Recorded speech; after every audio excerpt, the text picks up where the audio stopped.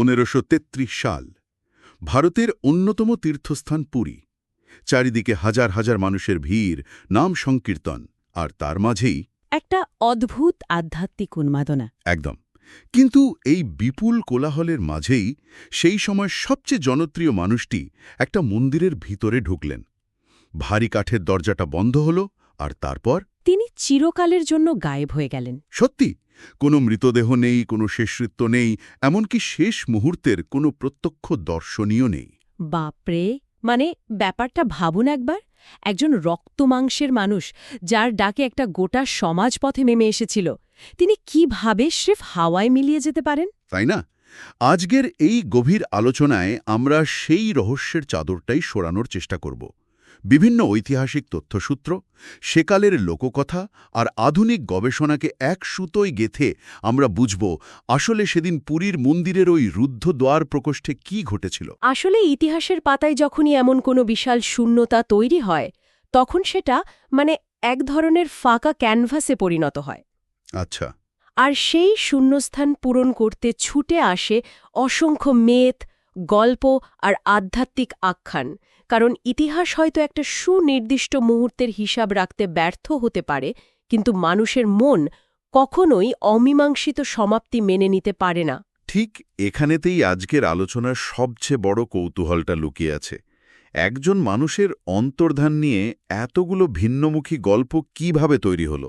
হ্যাঁ, সেটাই আসল প্রশ্ন। তবে সেই শূন্যতায় মিলিয়ে যাওয়ার আগে শ্রীচৈতন্য মহাপ্রভুর জীবনের যে সুনির্দিষ্ট ঐতিহাসিক রূপরেখা ছিল, সেটা বোঝা বোধহয় সবচেয়ে জরুরি। কারণ তার জীবনের বিস্তার আর প্রভাব না বুঝলে তার হারিয়ে যাওয়ার পেছনের আসল কারণগুলো কখনোই স্পষ্ট হবে না। একদম ঠিক বলেছেন। আমরা যদি সোর্সগুলোর দিকে তাকাই, মহাপ্রভুর ৪৮ বছরের জীবনকালকে ঐতিহাসিকরা খুব সস্পষ্টভাবে দুটো ভাগে ভাগ করেছেন। প্রথম ২৪ বছর আর শেষ ২৪ বছর, তাই তো? একদম। প্রথম ২৪ বছর তার কেটেছে নবদ্বীপে। সেখানে তিনি ছিলেন নিমাই পণ্ডিত, একজন প্রবল তার্কিক, অসামান্য মেধাবী ছাত্র আর একজন গৃহস্থ। আর শেষের ২৪ বছর কেটেছে সন্ন্যাসী হিসাবে। হ্যাঁ, যার বেশিরভাগটাই তিনি অতিবাহিত করেছেন এই পুরীতে। কিন্তু আসল ব্যাপারটা হচ্ছে গিয়ে, এই মানুষটার প্রভাব কেবল ধর্ম বা দর্শনের গণ্ডিতে আটকে ছিল না। মানে তিনি তো তখনকার সমাজে একটা প্রবল ঝড় তুলেছিলেন। সত্যি তাই। তিনি ছিলেন কট্টর জাতপাতের ভেদাভেদ ভেঙে দেওয়া এক উষ্ণ স্রোত। সমাজের একেবারে নিচুতলার মানুষ, যাদের সেই যুগে অস্পৃশ্য বলে দূরে সরিয়ে রাখা হতো, তাদের তিনি বুকে টেনে নিয়েছিলেন। শুধু তাই নয়, সবচেয়ে বিস্ময়কর ঐতিহাসিক তথ্য হল তিনি পবিত্র কোরআন থেকে যুক্তি দিয়ে সেই সময়কার মুসলিমদেরও বোঝাতে সক্ষম হয়েছিলেন। আর তাঁদের বৈষ্ণব ধর্মে দীক্ষিত করেছিলেন। একদম। এনারাই পরে ইতিহাসে পাঠান বৈষ্ণব নামে পরিচিত হন।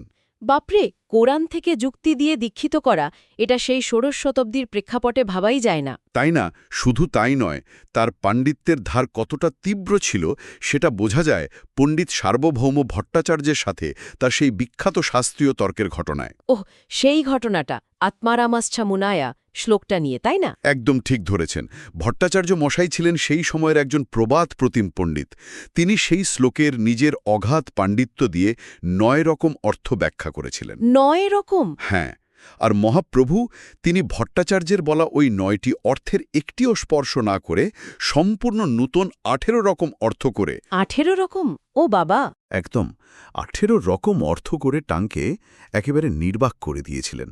আমি যদি আজকের দিনের ভাষায় বিষয়টা ব্যাখ্যা করি, তৎকালীন সমাজের যে কঠোর প্রথাগত আর বৈষম্যমূলক ব্যবস্থা ছিল, মহাপ্রভু ছিলেন এক উন্মুক্ত চিন্তার ধারার মতো। একটা ডিসরাপশন আসলে। ঠিক তাই, যা সেই পুরনো ব্যবস্থাকে একেবারে ওকেজো করে দিচ্ছিল। রূপা আর সনাতনা গোস্বামীকে বৃন্দাবনে পাঠানো থেকে শুরু করে ধর্মকে মন্দিরের ৪ দেওয়াল থেকে বের করে ধরুন সাধারণ মানুষের দৌড় গোড়ায় নিয়ে আসা পর্যন্ত। এই যে আপনি উন্মুক্ত চিন্তার ধারার উপমাটা দিলেন, এটাই আসল সূত্র। যদি আমরা এই বিষয়টাকে একটু বড় পরিসরে, সমাজবিজ্ঞান আর অর্থনীতির জায়গা থেকে বিশ্লেষণ করি, তাহলে বুঝতে পারব এই বিপুল জনপ্রিয়তার আসল মূল্য কী ছিল। পাওয়ার ডাইনামিক্সের কথা বলছেন? একদম। ডক্টর মনোরঞ্জন দে আর অন্যান্য ঐতিহাসিকদের গবেষণায় একটা বিষয়ে খুব স্পষ্টভাবে উঠে আসে। পুরীর জগন্নাথ মন্দিরের অর্থনীতি আর ক্ষমতার কেন্দ্রবিন্দুতে ছিলেন সেখানকার পুরোহিত বা পাণ্ডারা। হ্যাঁ, ধর্ম তো তাদের কাছে একচেটিয়া অধিকার ছিল। ঠিক তাই। কিন্তু মহাপ্রভু যখন জাতপাত ভুলে সবাইকে এক কাতারে নিয়ে আসছিলেন, তখন সেটা ওই রক্ষণশীল সমাজ আর পাণ্ডাদের একচেটিয়া আধিপত্যের জন্য এক ভয়ঙ্কর হুমকি হয়ে দাঁড়িয়েছিল। ক্ষমতার বিকেন্দ্রীকরণ ঘটতে শুরু করেছিল বলছেন। একদম। তাদের ফিন্যান্সিয়াল আর সোশ্যাল সব রকম পাওয়ারেই ধাক্কা লাগছিল। তার মানে তার এই জনপ্রিয়তা সবার কাছে আনন্দের ছিল না। সমাজের একটা বিশাল প্রভাবশালী অংশ ভেতরে ভেতরে ক্ষোভে ফুঁসছিল। সত্যিই তাই। আর ঠিক এই পটভূমিতে আসে তার জীবনের শেষ 12 বছরের কথা।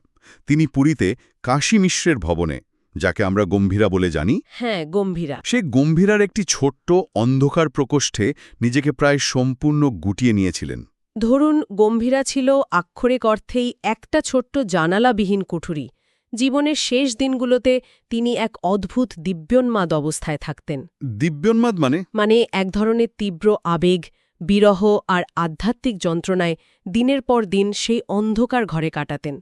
বাইরের জগতের সাথে তার যোগাযোগ প্রায় ছিন্ন হয়ে গিয়েছিল। আচ্ছা। আর এই চরম মানসিক আর শারীরিক অবস্থার মধ্যেই ১৫৩৩ খ্রিস্টাব্দে একদিন সেই চূড়ান্ত নীরবতা নেমে আসে। বাপরে! এবং সবথেকে আশ্চর্যের বিষয় হল, মন্দিরের এই নীরবতার চেয়েও আমাকে বেশি ভাবায় তার কাছের মানুষদের নীরবতা। ঠিক বলেছেন। যারা তার প্রতিটি পদক্ষেপ, প্রতিটি শ্বাস-প্রশ্বাসের হিসাব রাখতেন, সেই মূল জীবনীকাররা হঠাৎ করে লেখা থামিয়ে দিলেন কেন? এটাই সবচেয়ে বড় মিস্ট্রি। কৃষ্ণদাস কবিরাজ বা বৃন্দাবন দাসের মতো মানুষেরা, যাদের লেখনীর উপর নির্ভর করে গোটা বৈষ্ণব ইতিহাস দাঁড়িয়ে আছে, তারা মহাপ্রভুর অন্তিম মুহূর্ত নিয়ে একেবারে রহস্যময়ভাবে নিশ্চুপ কেন? কারণটা কিন্তু আসলে ঐতিহাসিক নয়, বরং সম্পূর্ণ মনস্তাত্ত্বিক এবং ধর্মতাত্ত্বিক। এই জীবনীকাররা, বিশেষ করে যারা বৃন্দাবনের গোস্বামীদের আদর্শে অনুপ্রাণিত ছিলেন, তাদের কাছে মহাপ্রভু কেবল একজন রক্তমাংসের সন্ন্যাসী ছিলেন না। তিনি ছিলেন স্বয়ং ঈশ্বর, শ্রীকৃষ্ণের অবতার। একদম তাই। এখন আপনি ভাবুন, একজন ঈশ্বরের কি বার্ধক্য আসতে পারে? তিনি কি কোনো সাধারণ মানুষের মতো রোগভোগ করে বা বিছানায় শুয়ে ধুঁকে ধুঁকে মারা যেতে পারেন? না, সেটা তো ভাবাই যায় না। ঠিক। এই ধারণাটা তৎকালীন ভক্ত সমাজের বিশ্বাসের ভিত্তিমূলকে নাড়িয়ে দিত। তাই ঈশ্বরকে সাধারণ মানবিক মৃত্যুর ঊর্ধ্বে রাখতেই তাদের এই নীরবতা পালন করতে হয়েছিল। অর্থাৎ সত্য গোপন করাটা তাদের জন্য এক ধরনের আধ্যাত্মিক বাধ্যবাধকতা হয়ে দাঁড়িয়েছিল। একদম। এরপরই আমরা দেখি লোচন দাসের চৈতন্যমঙ্গল গ্রন্থে এক অদ্ভুত একখানের জন্ম হতে। তিনি লিখছেন, মহাপ্রভু একদিন জগন্নাথ মন্দিরে প্রবেশ করলেন, আর সঙ্গে সঙ্গে মন্দিরের দরজা বন্ধ হয়ে গেল। আর এরপর তিনি আর বেরিয়ে এলেন না। হ্যাঁ, তিনি নাকি জগন্নাথ বা টোটা গোপীনাথের বিগ্রহের মধ্যে চিরকালের মতো বিলীন হয়ে গেলেন। এটা তো রীতিমতো ধরুন লকড্রুম মিস্ট্রির মতো ঘটনা। তারা কি কেবল শোক ভোলার জন্যই এই গল্পটা তৈরি করেছিলেন, নাকি এর পেছনে অন্য কোনো উদ্দেশ্য ছিল? এখানে যে বিষয়টা মুগ্ধ করার মতো তা হল, এই বিগ্রহে লীন হওয়ার তত্ত্বটি আসলে ভক্তদের প্রবল আবেগ আর ভক্তিকে রক্ষা করার জন্য একটি নিখুঁত বর্ম হিসেবে কাজ করেছে। আচ্ছা। তারা মৃত্যু শব্দটি উচ্চারণ করতে চাননি, তাই অন্তর্ধান বা অপ্রত্যত্ত অওয়া শব্দগুলো বেছে নিয়েছিলেন। এটা কোনো ধোঁকাবাজি ছিল না কিন্তু, বরং এটা ছিল এক গভীর মনস্তাত্ত্বিক সান্ত্বনা। একদম। ঈশ্বর মারা যাননি, তিনি কেবল তার আদিস্বরূপে ফিরে গেছেন। এই বিশ্বাস লক্ষ লক্ষ ভক্তকে চরম হতাশার হাত থেকে রক্ষা করেছিল। কিন্তু বিশ্বাস আর ইতিহাস তো সবসময় এক পথে হাঁটে না, তাই না? না, সেটা ঠিক। আধ্যাত্মিক আখ্যানের এই মায়াজাল থেকে বেরিয়ে যখন ঐতিহাসিকরা যুক্তির অনুবীক্ষণ যন্ত্রের নিচে সময়টাকে ফেলেন, তখন সম্পূর্ণ ভিন্ন আর বেশ রূঢ় কিছু তথ্য উঠে আসে। যেমন ধরুন, জয়ানন্দের চৈতন্যমঙ্গলের সেই তত্ত্বটা। হ্যাঁ, জয়নানন্দের গ্রন্থে আমরা এমন একটি তথ্য পাই যা বৈষ্ণব সমাজে প্রবল বিতর্কের ঝড় তুলেছিল। সেখানে বলা হয়েছে যে রথযাত্রার সময় ভিড়ের মধ্যে মহাপ্রভুর বাম পায়ের আঙ্গুলে একটি ইটের টুকরো বা ইষ্টক আঘাত করে, যেটাকে আমরা ইষ্টকাঘাত তত্ত্ব বলি। একদম। আর সেই সামান্য ইপের আঘাত থেকেই নাকি বিষক্রিয়া বা সেপটিক জ্বর হয়ে তার মৃত্যু ঘটে। এখন আমার প্রশ্ন হলো, যেখানে জীবনীকাররা তাঁকে ঈশ্বর প্রমাণ করতে মরিয়া, সেখানে জয়ানন্দ হঠাৎ করে এমন একটা অতি সাধারণ এত পড়ে মৃত্যুর কথা লিখতে গেলেন কেন? এর কারণ লুকিয়ে আছে জয়ানন্দের নিজস্ব অবস্থানের মধ্যে।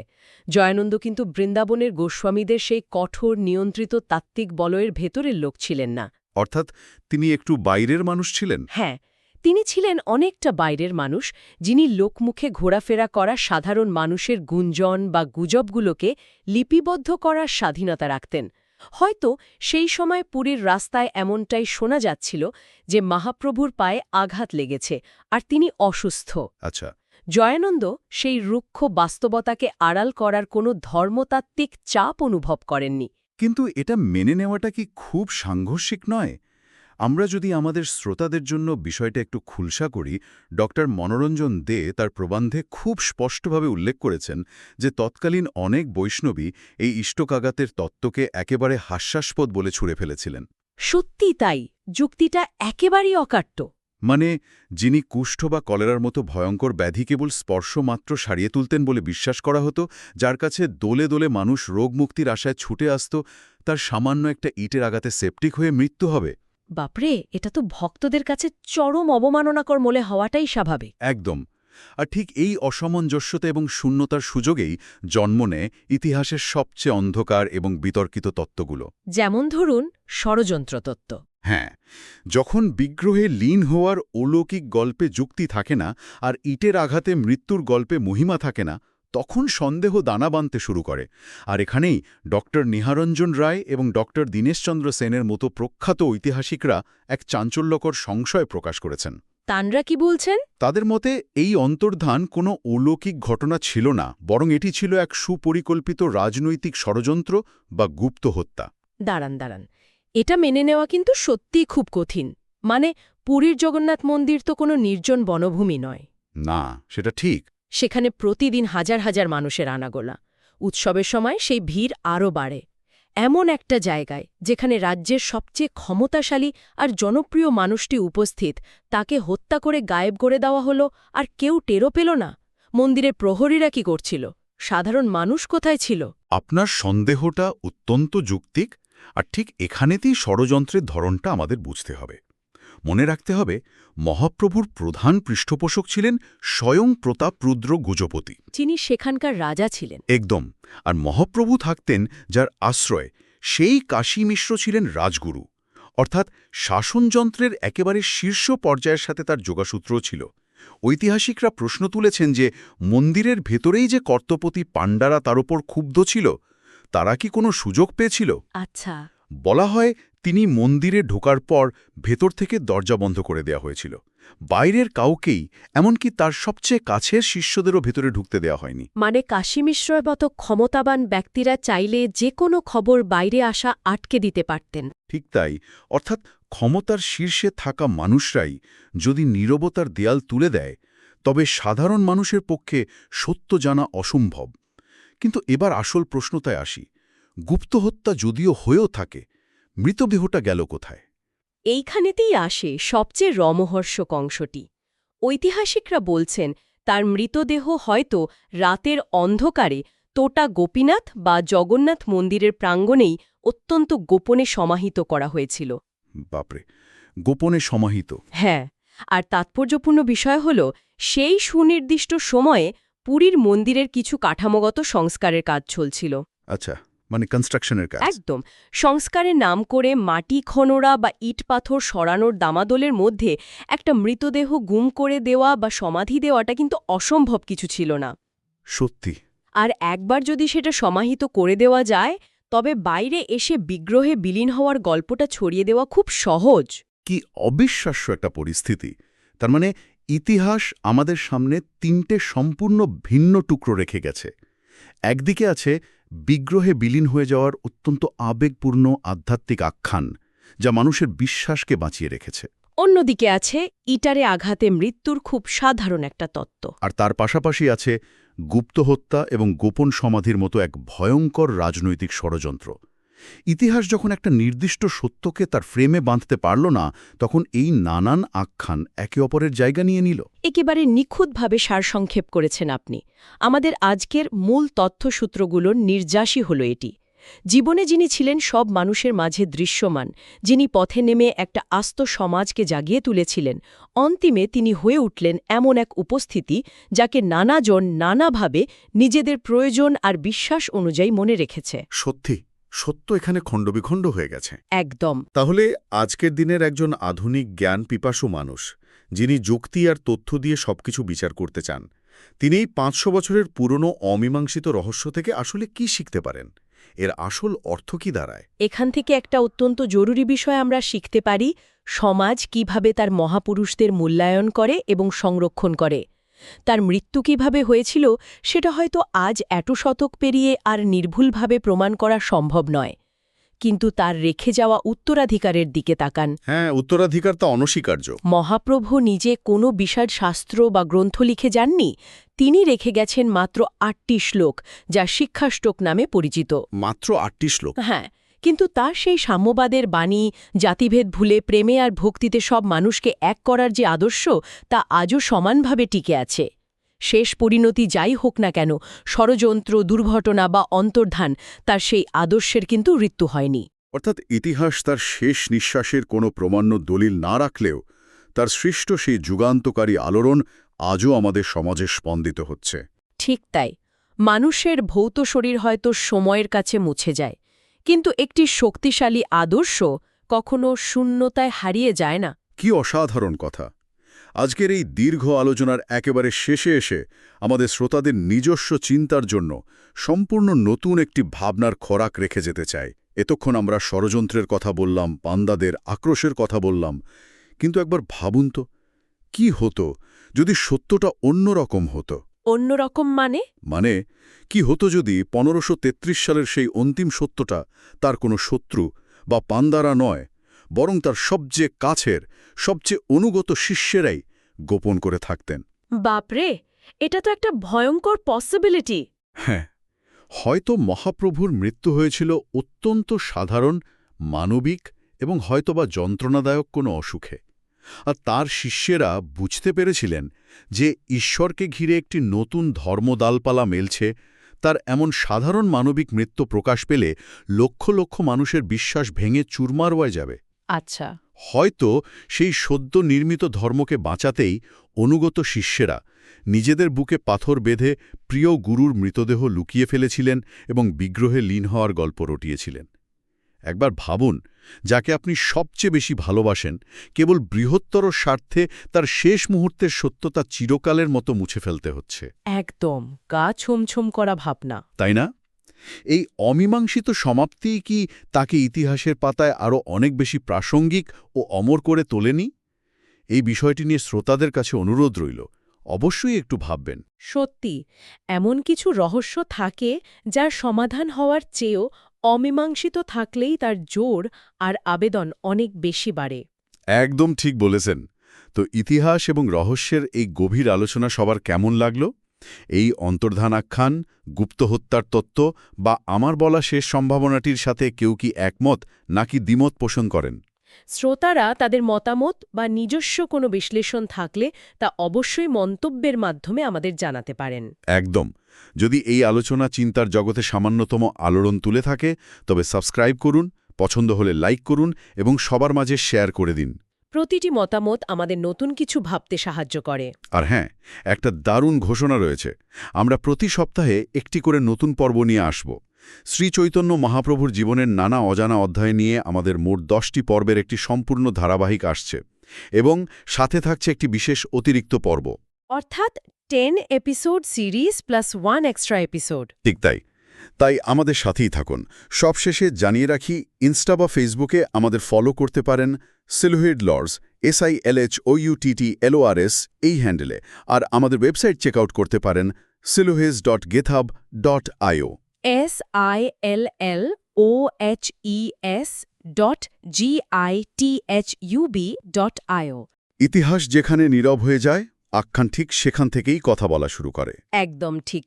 সেই আখ্যানের নতুন কোনো স্তর উন্মোচন করতে আগামী সপ্তাহে আবার আলোচনায় বসা হবে। ততক্ষণের জন্য বিদায়।